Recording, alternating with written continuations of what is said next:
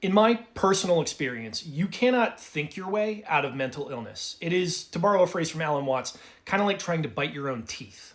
When I first started struggling with depression and climate anxiety and nihilism and existential despair and all of this other scary stuff, the stuff that I tried to read a lot of was from the existentialists, stuff by Camus or Jean-Paul Sartre or Viktor Frankl. And while it helped me kind of like examine my life and sort of think about my life a lot better, none of it actually helped me recover from the depression. My name's Hirsch, by the way. I write about facing a bleak world with hope, curiosity, and imagination. If that sounds like your thing, give me a follow. Also, for the record, I am not a licensed therapist. I am just talking from my personal experience. The books that actually did help me start to get better weren't ones that focused on kind of like thinking about how I framed the world. They were ones that focused on paying more attention to my body. Like a lot of Americans, I was raised as a Christian, and one of the problems with Christianity is that it views the body as kind of this dirty, cheap thing, which is just making you more prone to sin and towards, spoiling yourself for God, whereas your soul is this like separate heavenly thing. And Western philosophy has mirrored this a lot, especially in the works of like Rene Descartes, who said, "I think, therefore I am." We've always kind of put our minds and our brains and our souls above the rest of our body. And long after I'd left Christianity behind, I was still kind of mirroring this in my actions. I was still treating my body like it didn't really matter all of that much because I wanted to be a writer, and I figured that the thing I had to do about that was to read a lot of books and write a lot and think a lot. The book that actually started changing things for me in the right direction was Bessel van der Kolk's book, The Body Keeps the Score. You have probably heard of this before. It spent a stupid amount of time on the New York Times bestseller list, and it's now considered to be like a foundational text of all of this work around bodies and trauma and things like that.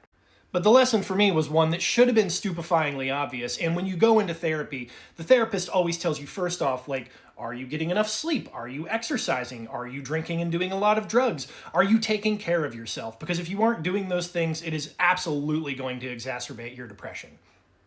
The other book, kind of in the same vein, that really helped me was Emily and Amelia Nagoski's Burnout. Virtually everyone I know who was a parent of small children during COVID experienced some level of burnout, and the book goes into a pretty good explanation of why.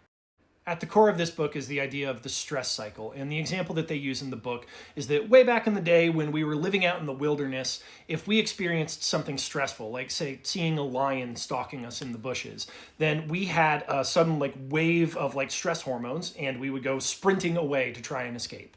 And this physical action, along with the fact that eventually we would literally escape, was enough to make us be able to release the stress after that moment.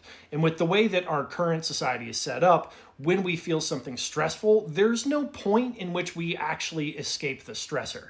This might be because our stressors are more chronic, because they may have to do with work or with the state of the world or with tension in our relationships or difficulty in our homes. But the end result is that we never have a moment where we're able to just sort of let go of all the stuff that's stressing us.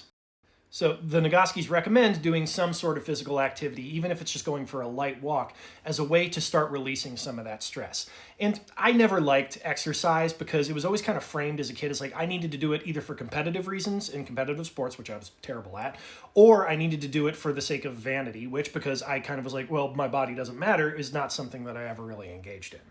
But when I started reframing exercise in my head as something that I was doing to let go of stress, then I started exercising way more. Because if I knew that I was going to have a really stressful day where I was going to have to drive my kids to 15 places, and I knew that we were all going to be wound up at the end of it, and I didn't want to snap at them or anything, I knew that I should probably do a little bit of cardio in advance so I could just kind of lower my tolerance a little bit more and let go of any of the other stress that had built up throughout the day.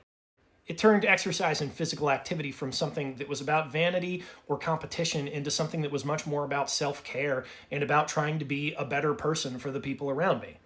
None of this is to say that the existentialists aren't helpful, especially if you're leaving behind a religion or you've had a worldview that's completely collapsed and you're trying to rebuild a new philosophy.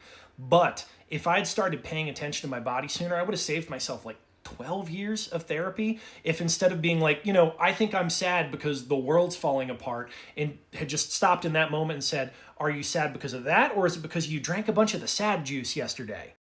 Especially if you're in activist circles and you're worried about the state of the world. One of the reasons that it has gotten to this point is because we have totally disconnected ourselves from nature, and that starts from disconnecting ourselves from our bodies. It's been a while since I've done nihilism content. I'm hoping to do a little bit more of it, but just remember, if you're really struggling out there really is no mind-body connection. Your mind is your body, and you should treat it well.